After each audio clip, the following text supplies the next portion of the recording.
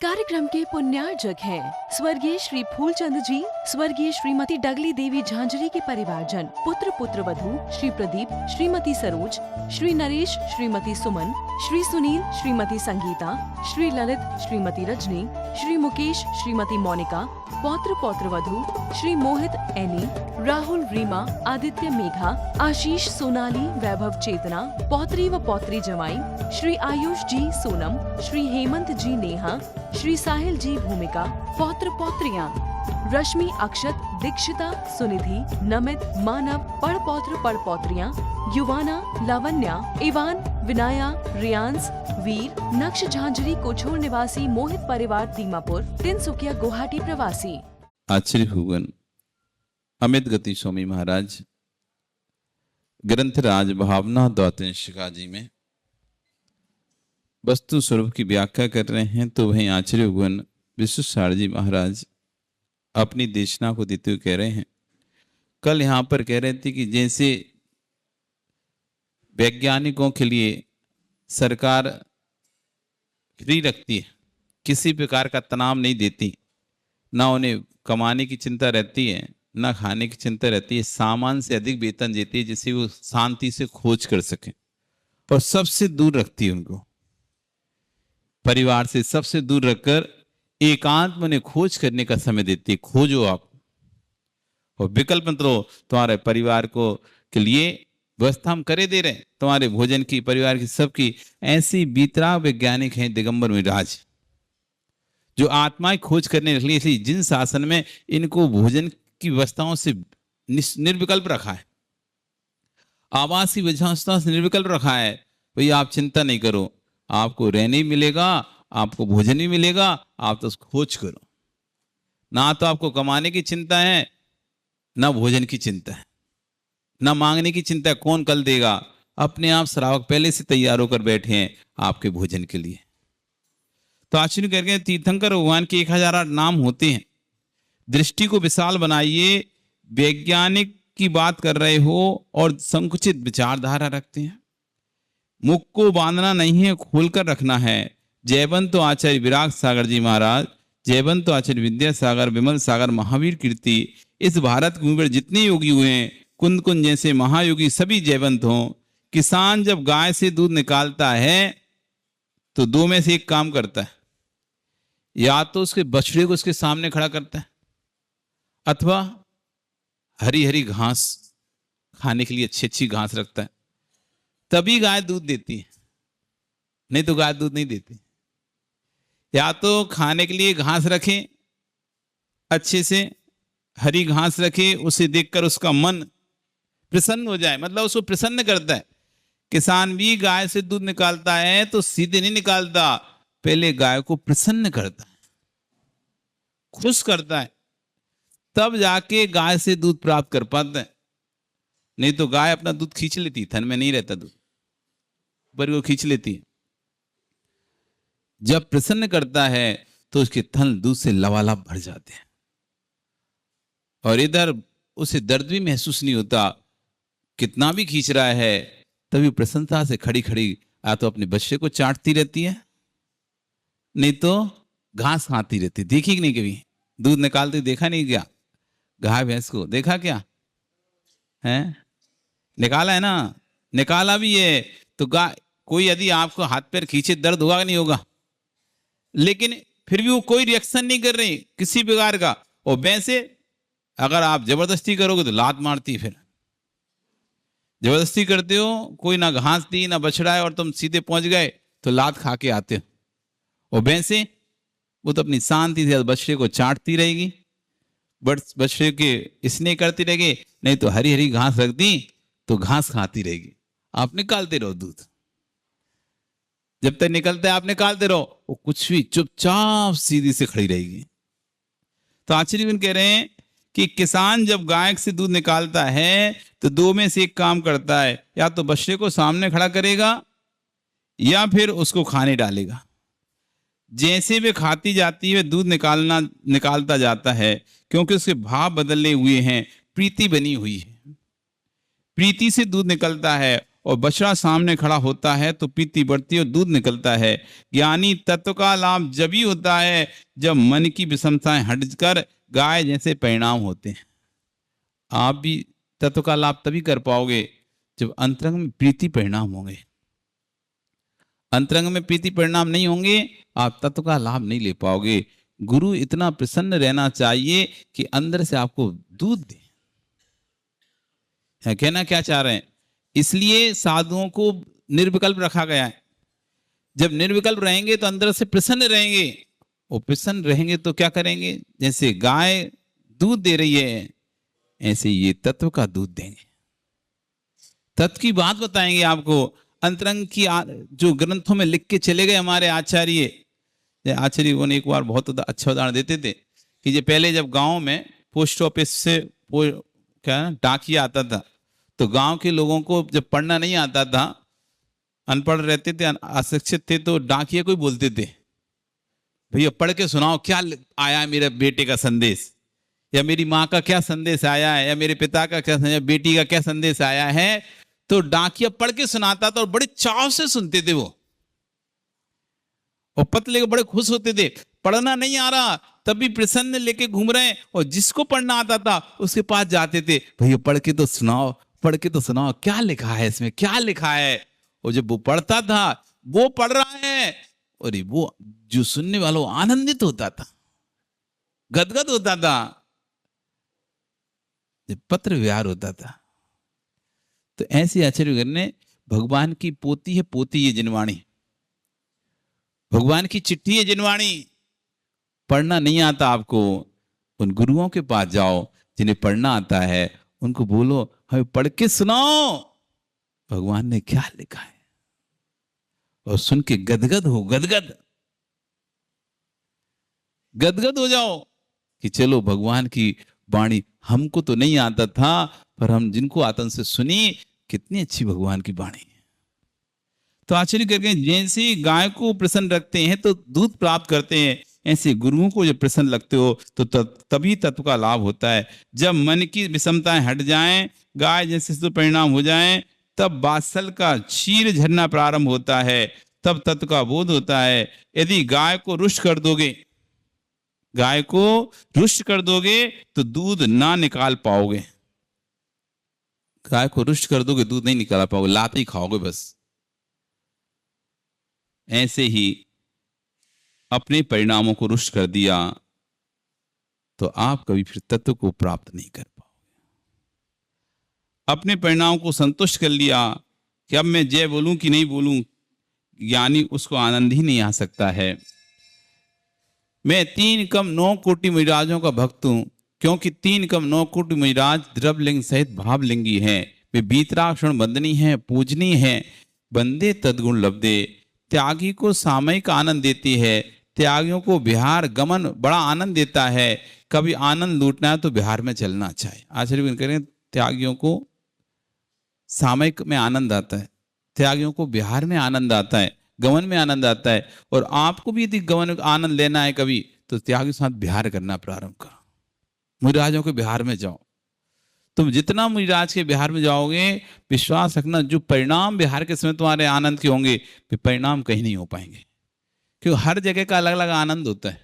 हार के समय के अलग परिणाम होते हैं, प्रवचन के समय के परिणाम अलग होते हैं, पूजन के समय के परिणाम अलग होते हैं, माला के समय के परिणाम अलग होते हैं, और बिहार के समय के परिणाम अलग होते हैं। और ये परिणाम का आनंद तुम उसी स्थान पर जाके ले पाओगे। तुम सोचो घर बैठे बैठे उस आनंद को ले लें जो बिहार में आनंद आता है, वो आप कभी भी प्राप्त नहीं कर सकते। वो आनंद आपको वहीं मिलेगा। और दिगंबर विराजों के साथ जो आनंद मिलेगा, वो आनंद आपको कहीं और दूसरी जगह, चाहे कितनी तीर्थ यात्रा में घूमने चले जाओ, ऐसी सामने मॉर्निंग वॉक भी, रोज भी मॉर्निंग वॉक जाते हो तब भी चले जाओ, पर वो आनंद नहीं आएगा जो साधु के साथ पैदल चल के आनंद आएगा। बिहार में शरीर व पैर चलते हैं, सो चलते ही हैं, मस्तिष्क में नवीन नवीन सोच का भी आती है, निकलती नवीन नवीन सोच निकलती है, नवीन द्रव्य दिखाई देते हैं। देश की वेशभूषा, देश का भोजन, देश का वासन तब समझ में आ जाता है। ज्ञान रखना, ध्यान रखना सारे विश्व की बोलने की भाषा नाना रूप हो सकती है, परंतु सोचने की भाषा, लड़ने की भाषा, रोने की भाषा, खाने की भाषा सब जगह की एक सी। देश में कहीं भी चले जाओ, सब रोएंगे तो कैसे रोएंगे? आंख से तो रोएंगे। ऐसा तो नहीं कि अमेरिका में कोई रोता होगा तो नाक से रोता। सारे देश में, सारे विश्व में रोने की भाषा वही होगी। खाने की भाषा, खाने की मुंह से ही खाएंगे सभी, कोई नाक से तो खाता नहीं है। लड़ने की भाषा वैसी होगी, जैसे तुम यहां पर लड़ते हो वैसी क्रोध उनको आता, चाहे इधर लड़ता हो का दूसरे। भाषा बदल सकती है, शब्द बदल ले सकते हैं, लेकिन भाव लड़ाई के भी रहते हैं।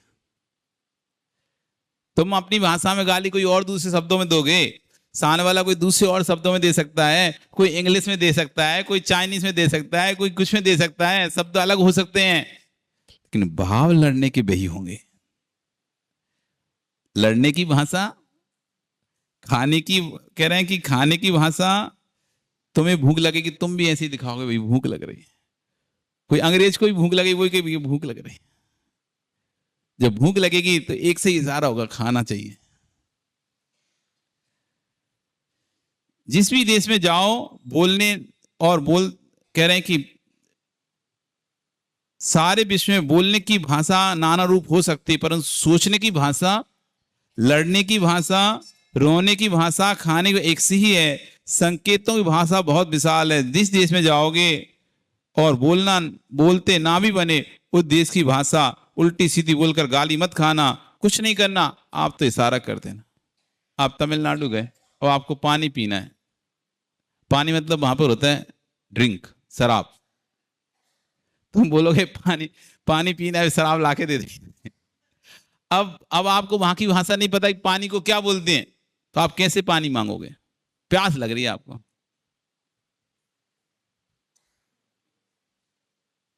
भैया थोड़ा सा पानी देता। प्यास लगी, जैसे आपने ऐसा किया, आदमी समझ जाए इसको प्यास लगी, पानी है। आप बोलना भी नहीं जानते, गूंगे भी रहते, उधर की भाषा भी नहीं जानते, समझ नहीं आ रहे क्या बोल रहे हैं, लेकिन आप इशारा कर दिया पानी का। हम देश हम अनेक शहरों में जाते हैं, अनेक भाषाओं के लोग भी मिलते हैं, पर लेकिन जब भी हार में जाते हैं ना, चाहे कैसा ही व्यक्ति हो, हमें बोलने की जरूरत नहीं, हमें ऐसा करना, वो समझ जाता है पानी ले रहे हैं महाराज। चाहे वो पानी को पानी बोलते हो, चाहे पानी को तन्नी बोलते हो, पानी को नीर बोलते हो, हमें ना तो नीर बोलना पड़ रहा है, ना तन्नी बोलना पड़ रहा है, ना पानी बोलना पड़ रहा है, ना वाटर बोलना पड़ रहा है। हमने तो क्या किया, बस अंजलि ऐसी करी, समझ गए कि पानी डालना है। मतलब इशारों की भाषा, आपको यदि कोई शब्द नहीं भी आता बोलना, तो आप इशारे से बता सकते हो कि आप क्या चाहते हैं। आपको नहीं पता यहाँ पे भोजन को क्या कहते हैं, लेकिन जैसे आप करोगे, उसको इशारा करोगे, चाहे अंग्रेज हो, चाहे फ्रांसी हो, चाहे चाइनीज हो, कोई भी देश का व्यक्ति हो, लेकिन तुमने जैसी कहा, वो समझेगा नहीं समझेगा क्या चाहिए इसे। आपकी भाषा नहीं जानता हो, आप उसकी भाषा नहीं जानते हो, लेकिन इशारों की भाषा समझ जाओ नहीं कि ये भूखा है, खाना मांग रहा है। तो आचार्यवन कह रहे हैं, जिस देश में जाओगे और बोलते नहीं बनता तो उल्टी सीधी भाषा मत बोल, नहीं तो पता चला कि जूता चप्पल खा जाओ। क्योंकि बहुत सी जगह, जैसे अपने यहाँ नाई शब्द बोलते हैं, नाई मतलब क्या होता है? बराबर ना, कटिंग करे। दूसरी जगह नाई का मतलब होता है कुत्ता। और प्रांतों में तो ने बोल दिया, कहीं कर्नाटक साइड में, तमिलनाडु साइड नाई, तो कुत्ता गाली है वहां पर नाई। आपके यहाँ कुत्ता बोलते हैं ना किसी को गुस्से में, तो कुत्ता है। तो ऐसे के शब्द यदि ज्ञान नहीं हो तो ये तुम बोलना नहीं, चुप रहना, नहीं तो फालतू में क्या होगा, लाता घूसा खाओगे। यदि बोलना नहीं आता तो उल्टी भाषा सीधी नहीं बोलना, नहीं तो गाली मत खाना, कुछ नहीं करना, क्योंकि बाछू शब्द न्यून है, अबाचू शब्द विशाल है। कहने वाले शब्द तो बहुत कम है। एक बार क्या हुआ, कर्नाटक में बिहार कर रहे थे, तो एक महाराज यहाँ के एमपी के थे, साथ में हम लोग भी पहुंचे, वो भी पहुंचे, और कर्नाटक में कन्नड़ी महाराज थे, उनके यहाँ प्रोग्राम था, उनकी लगी थी ऐसी सभा। तो उन्होंने उनसे पूछा, महाराज ताली बजाने को क्या कहते हैं? ताली बजाने को क्या बोलते हैं कन्नड़ में? तो उन्होंने कुछ बोला ऐसे ही, चप्पाड़ी, चप्पाड़ी ऐसे शब्द था, वो अपन से कैसे बोलेगा कन्नड़ की शब्द, तो चप्पाड़ी बरसाओ ऐसे। अब उन्होंने सुन लिया, अब आता तो था नहीं वो महाराज को कि कैसे बोलेगा, टंग अलग रहती ना, जीभ अलग रहती है, राणा सब अलग अलग तरीके। अब उनसे बोली नहीं, और उन्होंने कहा सभा में, महाराज बहुत अच्छा काम करे, चप्पलें बरसा। सब लोग सुन रहे क्या बोले, चप्पलें बरसा। फिर महाराज ये लोग तो ताली बजा ही नहीं रहे, आपने तो बोला था कि ताली बजाएंगे ऐसे करने से। तो बोले क्या महाराज आप बोल कर रहे, सुनो तो वो शब्द दूसरा है और आप दूसरा शब्द बोल रहे। यदि आपको शब्द बोलना नहीं आता और यदि आप ऐसा इशारा कर देते तो सब अपने आप ताली बजा देते। तो आचार्य कह रहे हैं कि वाच्यभूत शब्द तो बहुत न्यून है, अवाच्यभूत शब्द बड़ा विशाल है। आप जो बातें शब्दों से नहीं कह सकते हो वो बातें इशारों से कह सकते हो। शब्द सीमित हैं, भाव विशाल है। जितना आप सोचते हो वो सब आप शब्दों से बयान नहीं कर सकते। जितना आप जानते हो सब शब्दों से आप बखान नहीं कर सकते।